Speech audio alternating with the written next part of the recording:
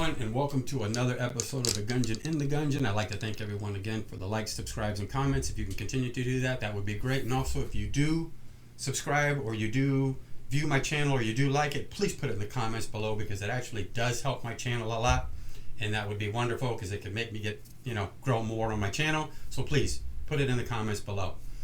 So, and also, if you can go over to my TikTok channel at www.tiktok.com/@Gungeon101. I do a bunch of little TikTok shorts with little funny gadgets and little funny things that I have, around this room that I don't show on this channel here. But I show it on there, but you can go back and forth, and that's what people do. They'll go from my TikTok channel to this channel to check out this and what I show and what's in here, because you can't show firearms on TikTok. At least that's what I'm told. Not sure, but that's what I'm told. Anyway, in front of me right here, I have two firearms, both Smith & Wesson. To the right, it's chambered in 9mm, two-tone. To the left, this is chambered in 40, two-toned. I want to know if you can tell the difference between each one of these. If you see any difference besides the caliber, I know the calibers are different, but if you see any difference, please let me know. And I'm going to give you a few seconds to check it out, maybe zoom in so you can actually see these and tell me what the difference is. But you're going to be surprised when I do tell you. Anyway, while you're checking it out, I'm going to show you something cool. So in the last video, I showed you that I was making up some 3D gun parts, in which I got a couple of them hanging up here. And now again, it depends. If you're going to use it on firearms, any of these gun parts, you need to use a different filament. It's a stronger filament. That's what I suggest you do. So if you do, spend that little bit of money, buy yourself a 3D printer, make sure that you're using the correct filament if you want to print off gun parts. But this, I just use a standard PLA, and it is a cylinder pen holder. Look great in your office, look great in your home office. Although at your office at work, people might get a little bit angry because some people are not into guns, unfortunately, but I am. So too bad I have it, and if nobody likes it, oh well. But anyway, so it's actually pretty neat, and it actually came off my 3D printer about 30 minutes ago. So it was printing for 8 hours, I think it took. But some of these take a lot longer, depends upon what you want. Like I showed you in the last video, some of those items took a little bit longer. It just kind of depends on what kind of machines you buy to and how far you want to go. A great starting machine is the Ender Creality, and I use the Anycubics. I love them. They're great. I have 3 of them out there, and matter of fact, all 3 are printing right now because I got certain things I'm printing on it. So now that you've had a little bit of time to look at each one of these, I'm going to start to tell you what the difference is. But first, I'm going to pick them up, and I'm going to show you each side of them, and I want you to tell me. Okay, I don't like pointing firearms at me, but I'm just going to show you every side, and I'm going to show you everything you need to see. Alrighty, so then I'm going to pick up the one on the left, which has some weight to it too, and I'm going to pick this one up, and I'm going to show you.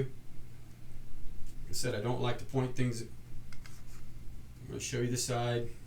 I'm going to show you the sights that it has, which is pretty cool. Really neat all the way around. All right, now we're going to put it down right here.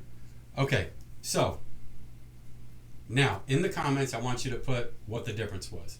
Now, I'm going to tell you what the difference is. This is a real 9mm Smith & Wesson. This is a 40 Smith & Wesson, but it's an airsoft / pellet / BBs. Cool. Is that not cool or what? Both of them are two-tone in color. Both of them almost look the same. This, though, is a 4.25-inch barrel. This isn't. They both have Picatinny rails on them. Night sights on this. The grip was great. If I pick it up and you can actually hold it, you can see how my finger doesn't hang over or anything, and it's actually got a little bit of weight to it.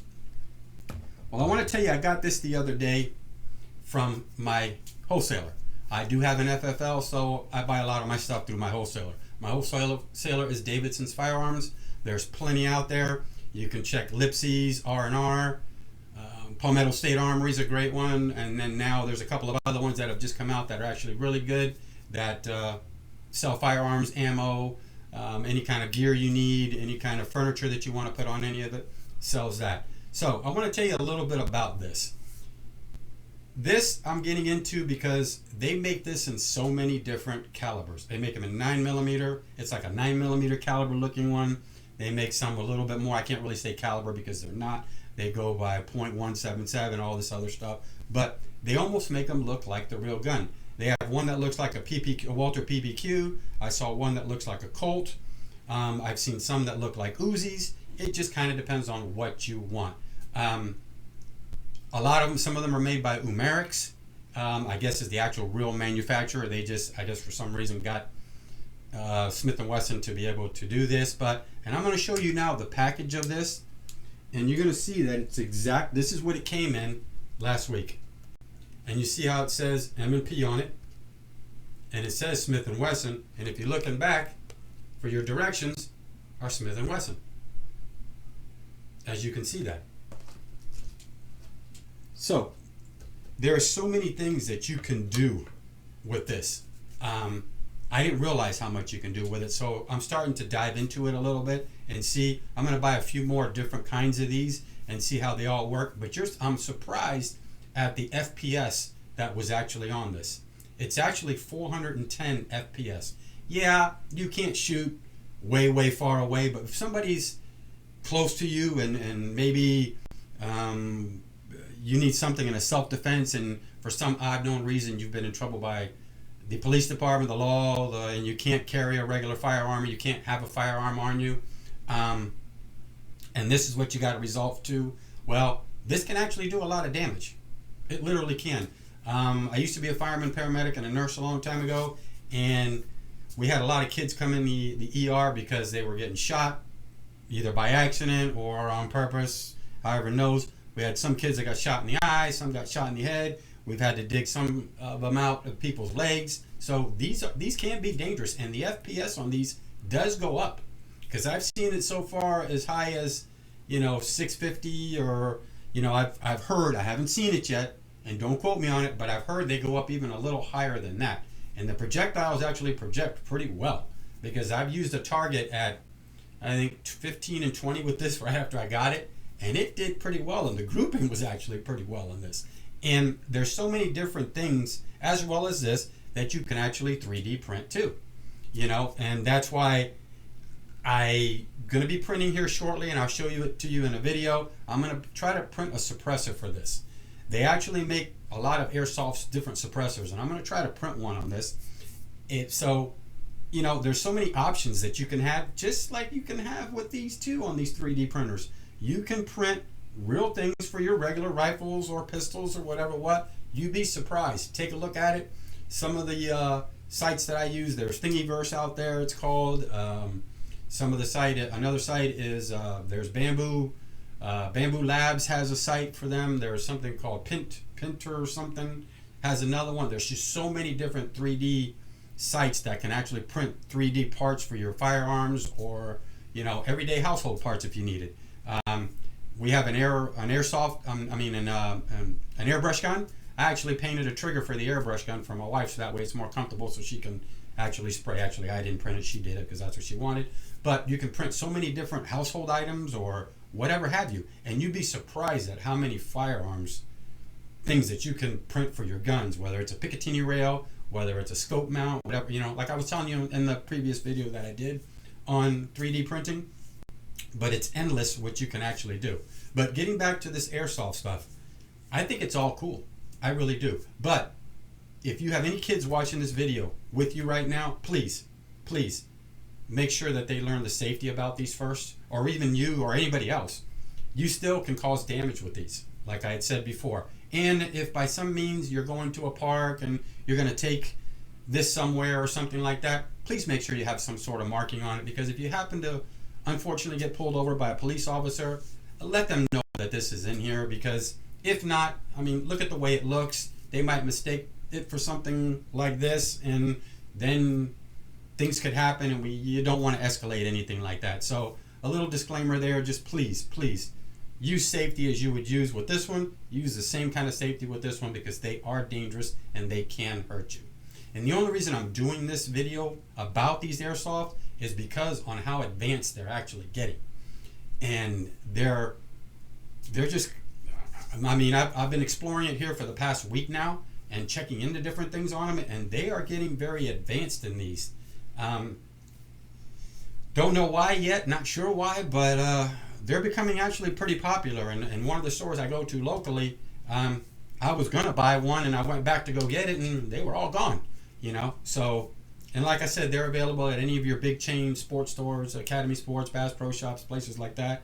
Rule King is one of the ones that has them too, and Walmart used to carry the pistols, but I haven't seen them lately. I see more of the Crossman rifles and stuff like that. I really haven't seen any of the pistols there lately, but they used to have them because I used to see them there because that's where I was first going to go get one, but there wasn't any, at least not in my Walmart. There might be one somewhere else, but there wasn't any in my Walmart. There was a lot of just rifles. But these can be dangerous.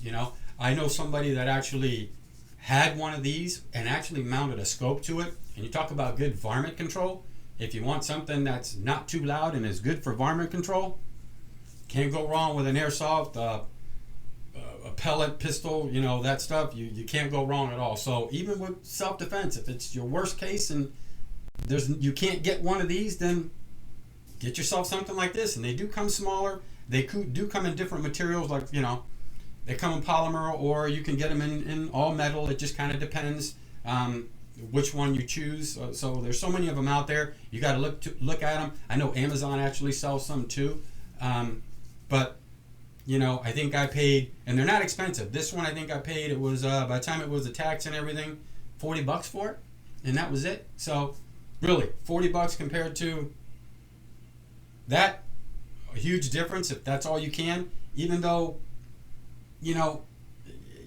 I don't recommend it a whole lot when it comes to self-defense, but if you don't have a choice, at least it's something. And at least this thing holds 19 rounds. So at least if you have to plug 19 rounds, you can plug 19 rounds, and at least it'll stop the perpetrator for a few minutes or help you for a few minutes. So, but these can be dangerous. So anyway, that's all about that. And I'd like to thank everyone again for the likes, subscribes, and comments. If you can continue to do that to help my channel, and please, if you do and you do like it and you do comment, please put it down in the comments that you liked my channel and you viewed my channel, because it does help my channel ratings and it helps my channel out. I know I won't be a YouTube sensation, but hopefully I can give you some ideas and some different things, and tell you different things about different things that I have and different firearms that I like. I don't get into the really big comparison where this firearm to this firearm, because there's so many YouTubers out there who are great about that and who do that, and hats off to them for what they do. People like TikTok 45 and people like Classic Firearms, the guys there, and different places. They do great reviews on guns. I don't do a lot of them. I will do some at times, but I just don't do a lot of them. And you'll never ever hear me down any manufacturer at all, because recently I saw a person not really down the manufacturer, but just didn't talk highly about the firearm, and boy, the comments that he was given were terrible. I mean, really, really bad, threatening comments. So I kind of not to get into that, and I don't down any manufacturer, because you never know. One of these days they might be your sponsor, and if you decide to start a YouTube channel, one of these days you might get them as a sponsor too. So anyway, again, thanks for the likes, subscribes, and comments. Head over to my TikTok channel like I told you. Again, peace out. Until next time.